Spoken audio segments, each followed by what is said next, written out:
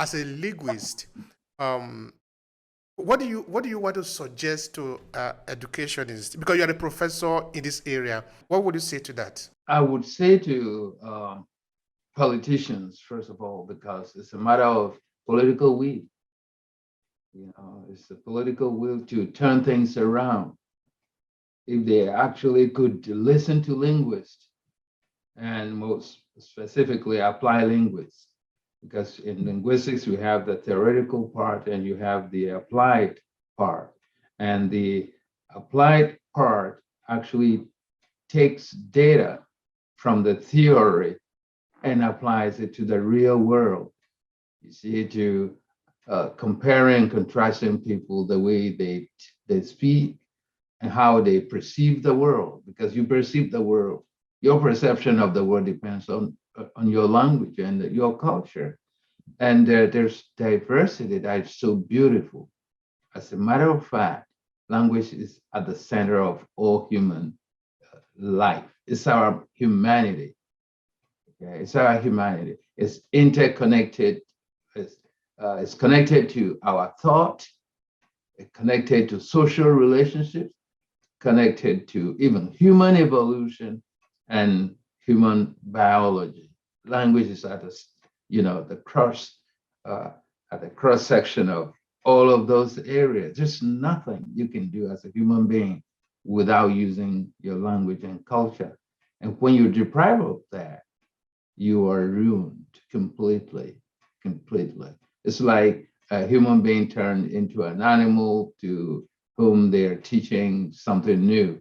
So you can only develop reflexes, intuitions, but you're not yourself. You've been enslaved. So I would like all teachers to understand that, and especially our politicians, those who are governing our states, our countries, that I'm not saying we should stop teaching foreign languages, but we should put more emphasis on our national languages. And bilingual education is critical.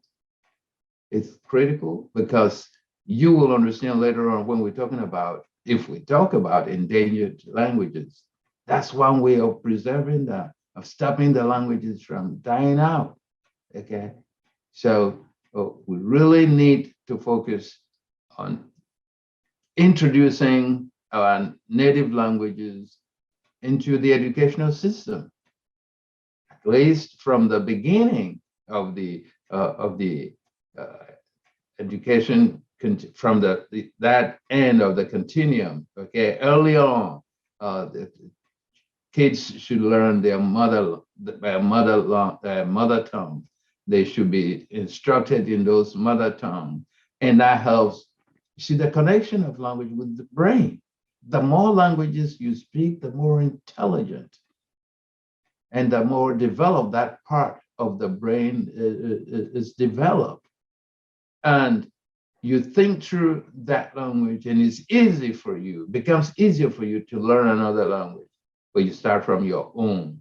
You don't start from a foreign language at all. As you grow up and develop, it's like you are in a house. You don't lock yourself up.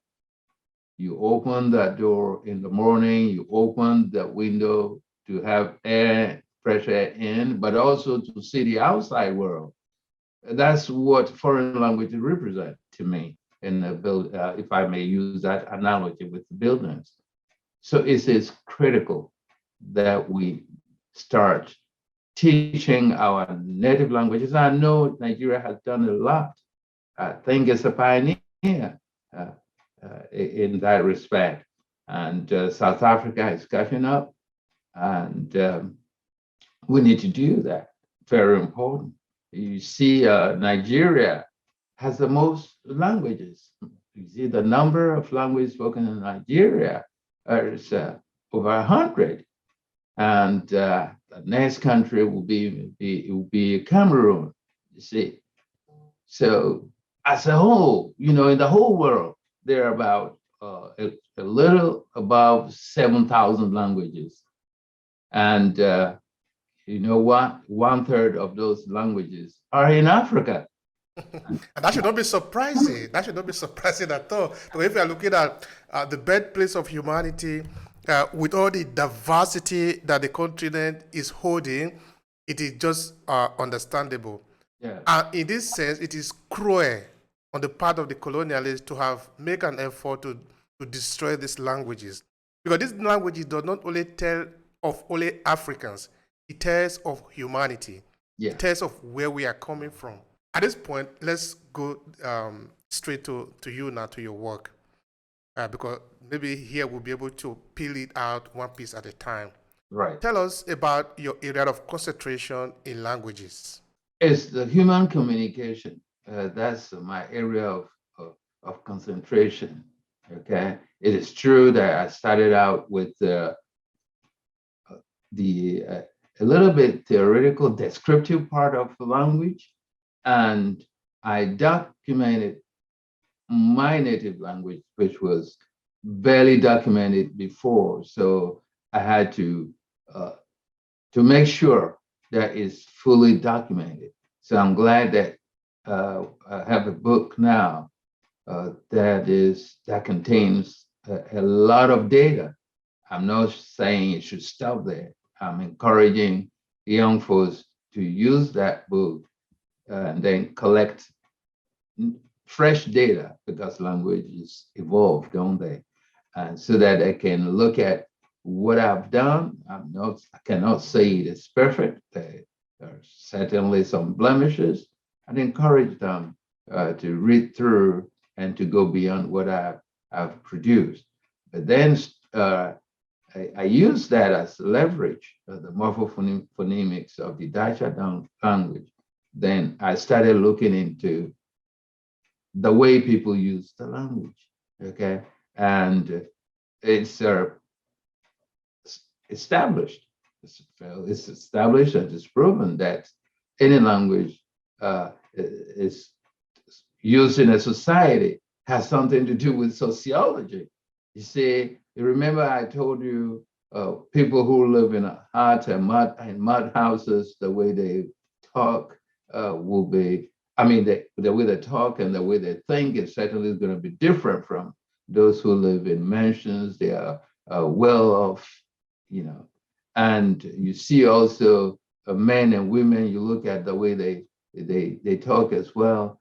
If you collect data, you see their language use is related to status, social status. It's related to also gender. So women talk differently than men, and language use, the way we use it, vary.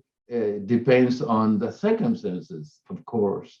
When you're mad, the way you talk will actually be different than when you're happy.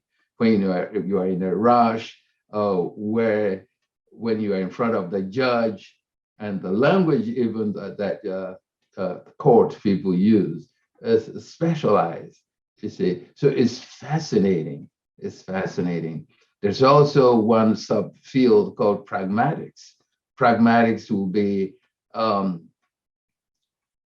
it's really deeply rooted in the culture. You see how we make jokes, we crack jokes. If you are an Igbo and you have an Igbo joke, a Yoruba may not understand, may not get the joke, and only the Igbos will get it. Why? Because their reality in that same country that they share may be different. There may be something unique about it. You see? So that's why, even though we speak the same language, we may speak the same language. It depends on the environment. It depends on the culture. It depends on the context. So that is pragmatics. Pragmatics has to do with who are the participants, those who are engaged in the conversation, maybe their age, maybe their environment, and all of that combined.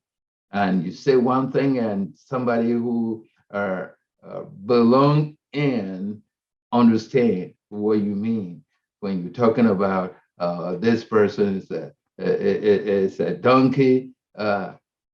it may mean one thing in one culture, but something else in another culture, you see. So it's fascinating. So my area is really, I love it. I have a passion for it. Is human communication. It's not just producing languages, the sounds, the words, and the sentences, which is purely theoretical. It's not about syntax. It's not about phonology purely or morphology. Yeah, it's about human communication.